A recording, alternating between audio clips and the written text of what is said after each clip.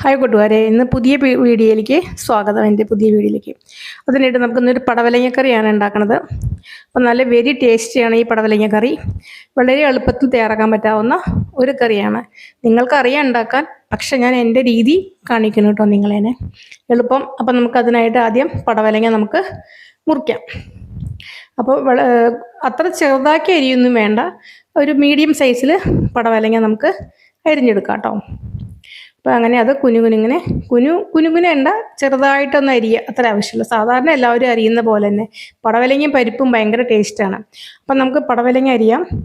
അത് കഴിഞ്ഞിട്ട് നമുക്ക് അതിലേക്ക് വേണ്ടിയിട്ടുള്ള പരിപ്പ് വേവിച്ചിട്ട് ഒരു പടവലങ്ങ എടുത്തേക്കണം. അതിന് തേങ്ങയും ചിരകളുള്ള മടി കാരനാണ് ഇങ്ങനെ പൂളുത്തിയത് കേട്ടോ.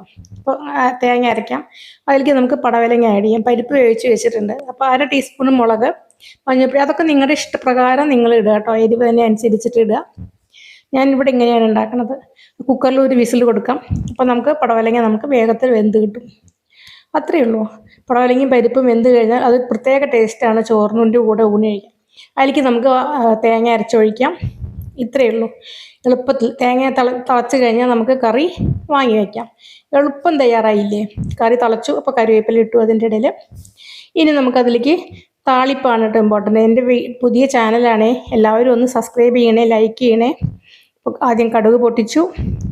ഇനി അതിലേക്ക് തേങ്ങ വറവിടാം. ഇതാണ് താളിക്കുന്നതിൻ്റെ ഇമ്പോർട്ടൻ്റ്. അത് വറുത്ത് അതിലേക്ക് കോരിടാം. അപ്പോൾ നെക്സ്റ്റ് വീഡിയോ ആയിട്ട് ഞാൻ വരും. അപ്പം നിങ്ങളെല്ലാവരും എൻ്റെ ചാനലൊന്ന് ലൈക്ക് ചെയ്യണം കേട്ടോ.